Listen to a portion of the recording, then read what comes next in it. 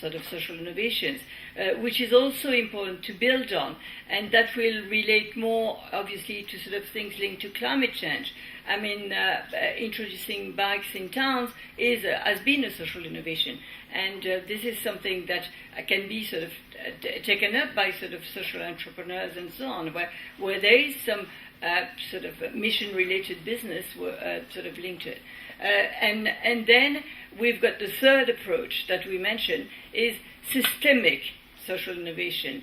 And there, I mean, obviously there's probably a bigger role of government themselves, sort of reforming, I don't know, pension systems, etc., or reforming sort of legislation on food, sort of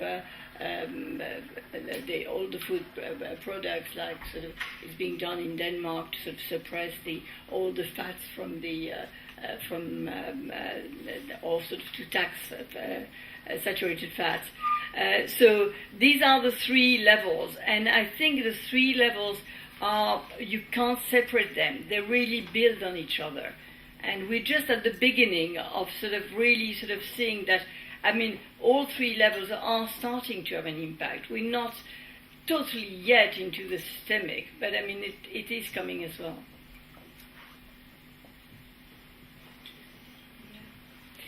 Yeah, first of all, I think I have to apologize because I spent far too much time on this smart specialization, so by the time I got to what we can do for the social enterprises, time was over.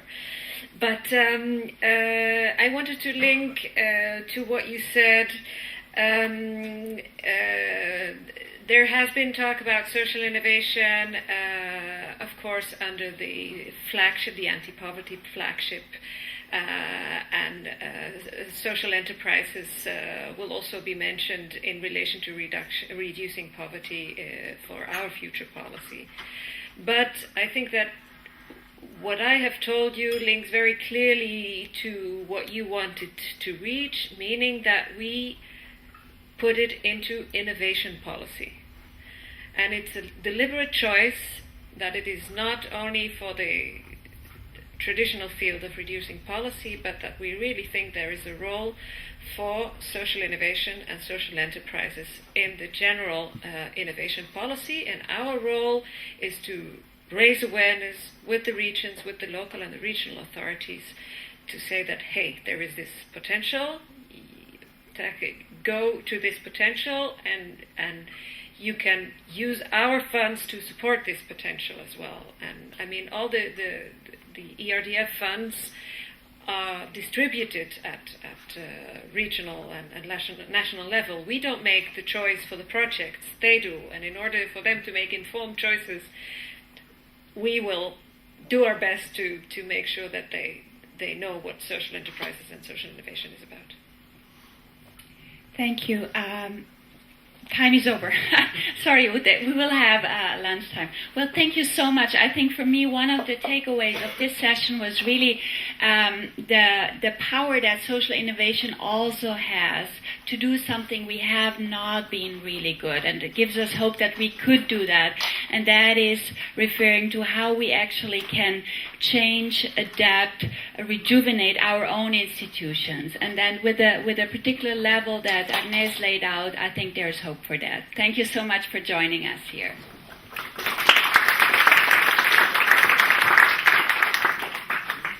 Just a quick word to say that we'll be back here at 2:15. So you might have wondered why on earth is there a lunch break of an hour and a half. That was because we knew we were going to run late. So we now have lunchtime of about less than an hour, which is hopefully enough for you all. So see you back at 2:15. Thank you.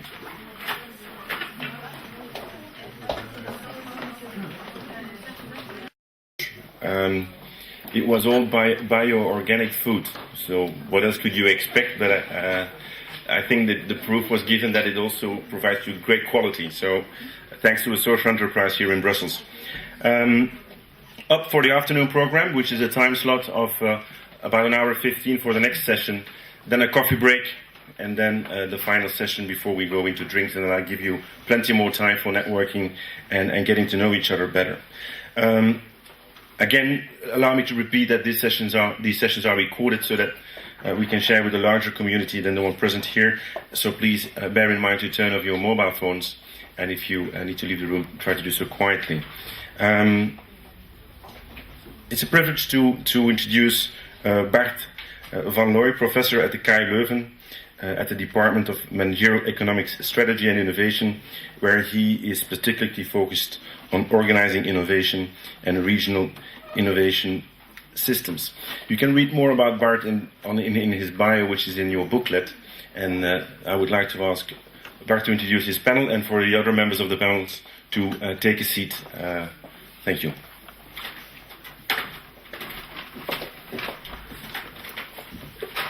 Thank you, Tom, for having me here. I'm going to be short. Can I maybe have my... okay, thank you. And the idea is that I briefly go with you through some of the key concepts which are underlying the whole initial SELUSI plan. As you know, SELUSI stands for social entrepreneurs as lead users for service innovation. That's basically the whole acronym. Now, what social entrepreneurs are or not has been discussed this morning, and I'm not really the specialist. My field is innovation, so I'm going to briefly say something again about lead users, about service innovation, but then I also want to briefly start to think beyond these concepts. But first things first, what was the whole idea of lead users in this project? Well, basically, Erik von Hippel coined this concept to indicate that there is a particular set of people in a society which are running ahead in terms of needs, perception of needs, but these people not only have different needs, they also act upon these needs. So they are experimenting with new things, which later on become important. And that is an idea, and maybe a couple of years I was more skeptical towards this idea in connection to social entrepreneurs. But I think that if we look nowadays at what's going on around us, and I'm not going to start discussing the situation in Greece, let alone the financial institutions, but what is very clear is that we have a big need for thinking differently about how we organize economical activity. And there, social entrepreneurs, I think, are in a well-placed position to contribute. Yeah. The second idea, and this is, I guess, not visible. Can anybody read any figure? Okay, this is the OECD table on, let's say, the share of services in the economy in a country. Now, if you would be able to read this table, you would see in the bottom two countries, United Kingdom, United States, which for the last 3 years have moved beyond 80% of GDP is now in services. For most European OECD countries, it's more like 70, 75, 68. By the way, China, as a reference point, at this moment 35. So the only reason why I show this slide is just to say that we are indeed in a service economy, in a knowledge, in an information economy.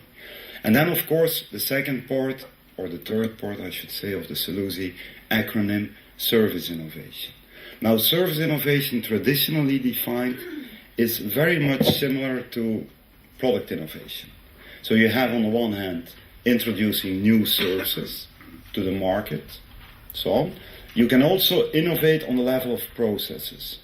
What I want to draw your attention to is that in the whole field of service innovation, there is a growing awareness that we should extend that definition and that we should also be looking at the service concept, at service business models. And here I want to make again a connection to what you could say is social entrepreneurship. This service concept, this business model, it is probably also in need of rethinking in terms of values. Yeah. Connecting the dots, if we look at lead users and social entrepreneurs, was it a good idea to connect these in this project? Of course, you would say. It's a natural marriage. You have on the one hand people with novel ideas, novel approaches, and you have within the service economy companies experimenting with, looking for new business models, embracing open innovation. So yes, we should move in that direction. Yeah. What our speakers will be doing is eliminating examples of where this marriage takes place and how it looks like, what works, what doesn't work, and so on. But I want to not just say it's 1 + 1 is 3 story. I think, and that's where I want to end also my contribution, I also want to use this, let's say, as an ingredient for discussions that we can have right in connection to this session, also with respect to the panel discussion that follows. Is this marriage always feasible? I think that one of the observations that we will make from the testimonials that we get in a minute is that shared values is important. What I also noticed and learned in this SELUSI project, and now I'm referring already to the session of tomorrow, in which we will look at the banks, including Triodos, is that you could question to what extent these new models are really sustainable in an environment in which not all these values are shared. And then I refer to practices of traditional banks. Yeah. And this is opening up, I think, big questions. And big questions which we, I think, also should at least partly debate here, today and tomorrow. Yeah? So you all know this famous article of Michael Porter and Kramer, Rethinking Capitalism, or How to Fix Capitalism. Well, I want to connect to that good old Joseph Schumpeter, founding father of the field of innovation management. I think that besides playing the role of lead user, social entrepreneurs should also start thinking and staying social entrepreneurs in a Schumpeterian sense, namely being heroic and really start to contribute in redefining how we organize economical activity. Because if you read carefully Porter and Kramer, well, for me at least, it leaves more questions unanswered than it gives answers. And so we had a small discussion with Saul during the break. If you ask me, SELUSI, how it started and where we stand now, I would say we are ready to think in terms of what could be a SELUSI 2, and then I would say let's define it more in the sense of social entrepreneurs leading us to societal innovation. Okay, but that's my considerations, my thoughts. The idea now is that we have 3 presentations from 3 different perspectives. So we start with Ute, then we have Toon, and then we have, I should say Eniko, Christophe, Eniko, a little bit also another company, but that will become apparent during the discussion. But I'd like now to give the floor to Ute for sharing with us the experience that she built up with the Telenet case. Thank you, Bart. So I guess what I'm trying to do here is give you a bit of flavor, still relatively close to the data, and then we can have a discussion what it all means. Creativity and innovation of social entrepreneurs. Let me start with a few observations. So, companies that don't innovate die. Then we know that on a national level, innovation is clearly very significant. The EU has been kind of having growth and innovation in its strategies. It's not supposed to do it on its own, sorry. Recently, as we already heard, EU 2020 strategies, so we're moving towards growing, sustainably inclusive. So there is this whole notion that social innovation might help us there. At the same time, companies are increasingly pressured to move away from just CSR, so corporate social responsibility, as an add-on to what they're doing, but rather ingraining it more into their business. So besides the economic value creation, actually having social value creation also at the heart of what they're doing in business. And last but not least, there are societal trends that actually are kind of provide huge opportunities, if you think about it, for social service innovation. And not touching on